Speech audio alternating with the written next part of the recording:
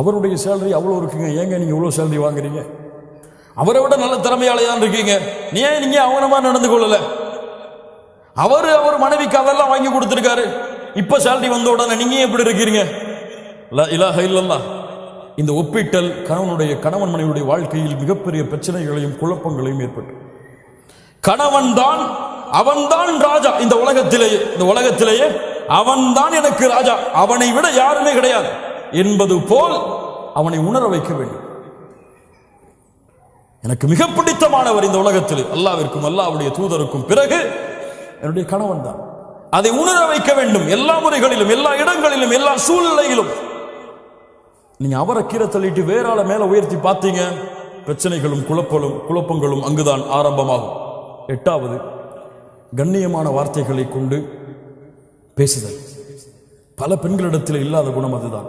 இப்போது இல்ல, மஷா அல்லாஹ் பாதுகாத்தவர்களை தவிர கஷ்டப்பட்டு